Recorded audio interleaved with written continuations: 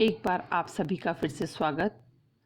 आज हम माध्यमिक शिक्षा बोर्ड राजस्थान अजमेर की कक्षा 12 विषय भूगोल की पाठ्यपुस्तक का चौथा पाठ विश्व जनसंख्या संरचना का पहला भाग पढ़ेंगे। जनसंख्या संरचना परिचय। जनसंख्या की संरचना का अध्ययन किसी भी क्षेत्र के प्रादेशिक विकास हेतु नियोजन के लिए अत्यधिक महत्वपूर्ण होता है। क्यों? क्योंकि एक क्षेत्र की जनसंख्या की संरचना दूसरे क्षेत्र की जनसंख्या की संरचना से काफी भिन्न हो सकती है। तो अब सवाल ये उठता है कि जनसंख्या संरचना होता क्या है? तो जनसंख्या संरचना किसी एक क्षेत्र की जनसंख्या के विभिन्न पक्ष हैं, उनकी गुण हैं, उनकी विशेषताएं हैं। जैसे किसी एक क्षेत्र में क्या वृद्ध संख्या अधिक है या बच्चे अधिक हैं, वहाँ के लोग क्या काम करते हैं, क्या खेती करते हैं या व्यवसाय करते हैं या सेवाएं देते हैं, या पढ़े लिखे हैं या पढ़े लिखे नहीं हैं। तो ये सारे विभिन्न पक्षों का अध्ययन करके ही किसी एक क्षेत्र के विकास की प्लानिंग हो सकती है, का नियोजन हो सकता है। तो इस तरह से जनसंख्या संरचना के कई घटक हो सकते हैं। उसमें से हम यहाँ कुछ प्रमुख 5 के बारे में पढ़ेंगे। आयु संरचना, लिंग अनुपात, ग्रामीण नगरीय अनुपात, साक्षरता, व्यावसायिक संरचना। आयु संरचना। आयु संरचना के अंतर्गत किसी देश या प्रदेश में पाए जाने वाले विभिन्न आयु के लोगों को उनकी आयु के अनुसार वर्गों में रखकर अध्ययन किया जाता है। किसी देश की जनसंख्या या किसी क्षेत्र की जनसंख्या को प्रमुखतः 3 भागों में वर्गीकृत कर दिया जाता है, समझने में आसानी के लिए। कुछ देशों में ये वर्गीकरण थोड़े भिन्न भी है, पर सामान्य वर्गीकरण इस प्रकार है। 0 से 14 वर्ष बाल आयु वर्ग। यह जनसंख्या अनुत्पादक है, पर भविष्य में ये कार्यशील जनसंख्या बनेगी, जो कि किसी देश के लिए महत्वपूर्ण है। 15 से 64 वर्ष यह व्यस्त जनसंख्या है, जो वर्तमान में कार्यशील है और देश के विकास में उत्पादन में महत्वपूर्ण योगदान देती है। 65 वर्ष से ऊपर वृद्ध जनसंख्या, अब इनकी कार्यक्षमता कम हो गई है और यह आर्थिक रूप से अधिकतर निर्भर जनसंख्या होती है। इस स्लाइड में हम विश्व में आयु संरचना से संबंधित कुछ आंकड़ों पर नजर डालेंगे, उनमें अंतर समझेंगे और उससे कुछ सामान्य निष्कर्ष निकालेंगे। संयुक्त राष्ट्र संघ द्वारा प्रकाशित रिपोर्ट 2014 के अनुसार वृद्ध जनसंख्या विश्व में ये 6.8% है। महाद्वीपीय स्तर पर अगर हम देखें तो उसमें कई भिन्नताएं देखने को मिलती है। यूरोप में ये 14.6% है, जो कि सर्वाधिक है। उत्तरी अमेरिका में ये 12.5% है, जो कि विश्व औसत से अधिक है। एशिया और अफ्रीका देशों में वृद्ध जनसंख्या विश्व औसत से काफ़ी कम है, 5.8 और 3.2। अगर हम राष्ट्रीय स्तर पर देखें तो भी हमें बहुत भिन्नताएं देखने को मिलती है। जापान में वृद्ध जनसंख्या विश्व की सबसे अधिक है, 18.27। जर्मनी में ये 17.17 है, फ्रांस में 16.21 है और ब्रिटेन में 15.9 है। इसी तरह से अगर हम कुछ विकासशील देशों के आंकड़ों पर नज़र डालें तो वहाँ पर वृद्ध जनसंख्या 2 से 3% ही है। जैसे अफ्रीकी देशों में इथोपिया, सोमालिया, यहाँ पर वृद्ध जनसंख्या बहुत कम है। बाल जनसंख्या, ये भी 2014 के आंकड़े हैं। विश्व में बाल जनसंख्या का औसत 35.2% है। महाद्वीपीय स्तर पर अगर हम देखें तो अफ्रीका में ये सर्वाधिक है, 44.71%। अगर हम यहाँ देखें तो अफ्रीका में वृद्ध जनसंख्या कम है और अफ्रीका में बाल जनसंख्या बहुत अधिक है। दक्षिणी अमेरिका में 41.5% है, एशिया में 33.6% है। अमेरिका में देखें अगर हम तो विश्व औसत से काफ़ी कम 22.51% है। यूरोप में सबसे कम 17.5% है। राष्ट्रीय स्तर पर भी बहुत भिन्नताएं हैं। जापान, जो कि वृद्ध जनसंख्या में विश्व में सर्वाधिक था, वहाँ पर विश्व में औसत से बहुत कम है, बाल जनसंख्या 14.3%। जर्मनी में 15.2%, ब्रिटेन में 17.7%, संयुक्त राज्य अमेरिका में 21.6%। तो इस तरह से हम देख सकते हैं कि विकसित देशों में बाल जनसंख्या काफ़ी कम है। इसके ठीक विपरीत विकासशील देश जैसे भारत, सूडान, पाकिस्तान में बाल जनसंख्या का प्रतिशत 35 से अधिक है। तो हम इस निष्कर्ष पर पहुंचते हैं कि सामान्यतः विकासशील देशों में युवा जनसंख्या यानी 0 से 14 तक की जो जनसंख्या है बहुत अधिक है और विकसित देशों में वृद्ध जनसंख्या जो कि 65 से ऊपर है की जनसंख्या बहुत अधिक है। जिन देशों में जनसंख्या तीव्र गति से बढ़ रही है ना, खास करके विकासशील देशों में, वहाँ बच्चों की संख्या बहुत अधिक है। असंतुलित आयु संरचना के कारण किसी देश की आर्थिक व्यवस्था पर बहुत अधिक प्रतिकूल प्रभाव पड़ता है। तीनों आयु वर्ग की विशेषताएं। बाल आयु वर्ग जो कि 0 से 14 वर्ष के हैं। विकसित देशों में जन्म दर कम होती है क्योंकि यहाँ पर विकास काफ़ी हो गया होता है। जन्म दर भी बहुत कम है और मृत्यु दर भी बहुत कम है, जनसंख्या वृद्धि दर भी बहुत कम है, तो निश्चित ही यहाँ पर बच्चों की संख्या काफ़ी कम होती है।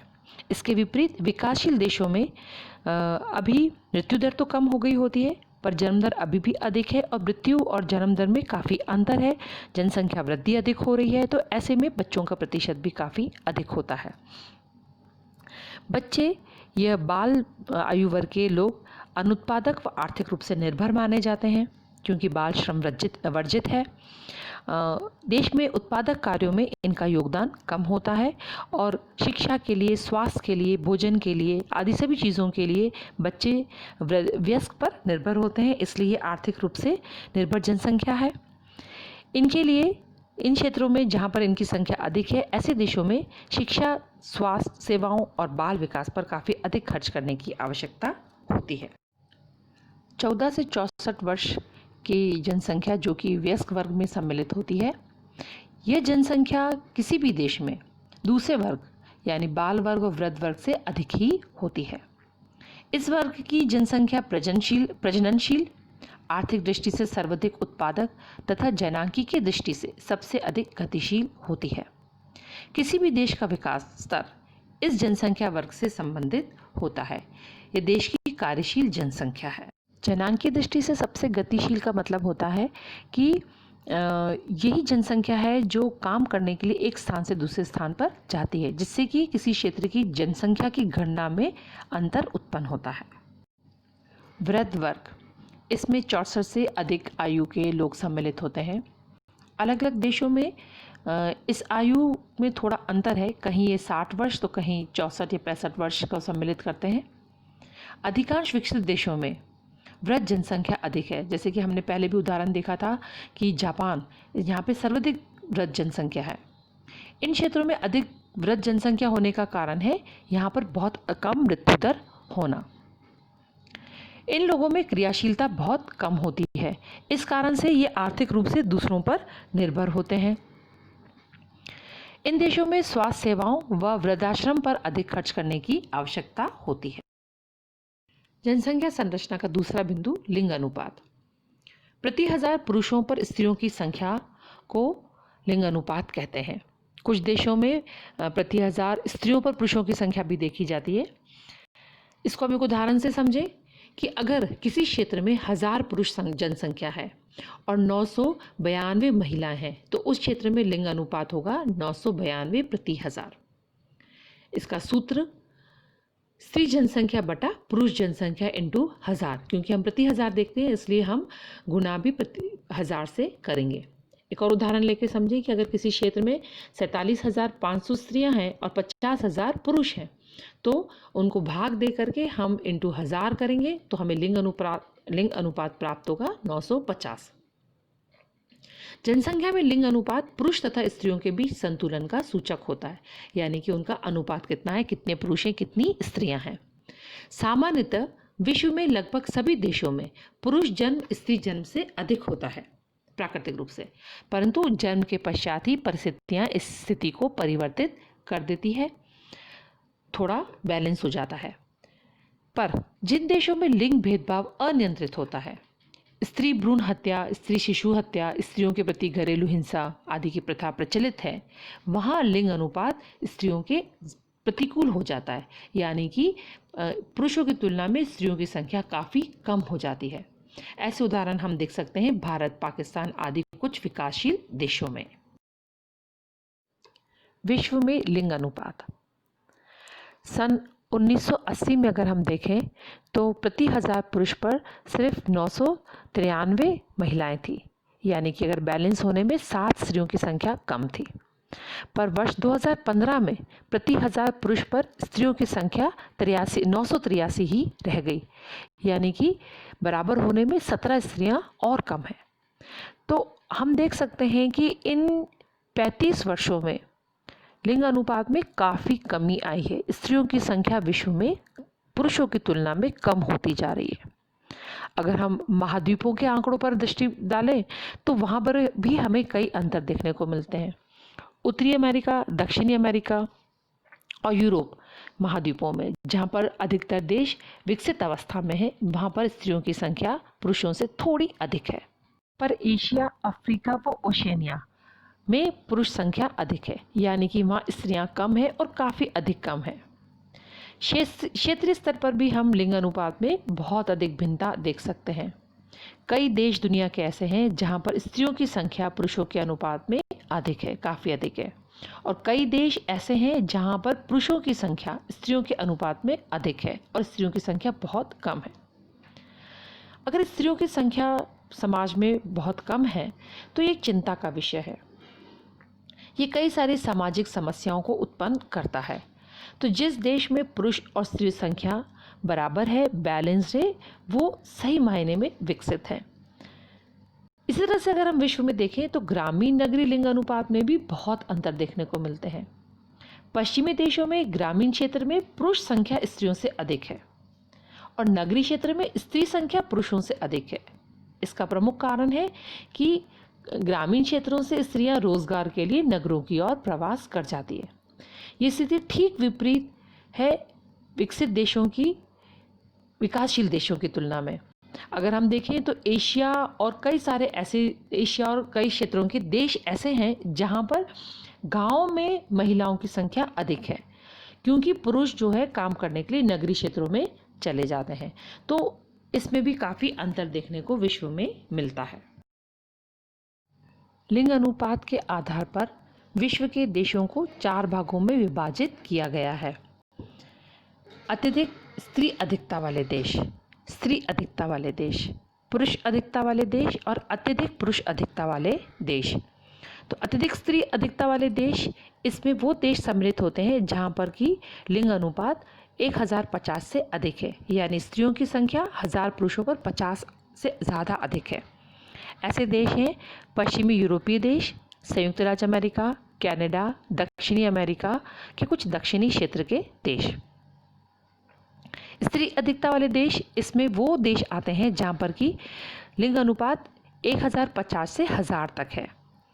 ऐसे देश हैं Ukraine, Belarus, Poland, Mongolia, Kazakhstan, Thailand, Cambodia, Myanmar, दक्षिणी अफ्रीका।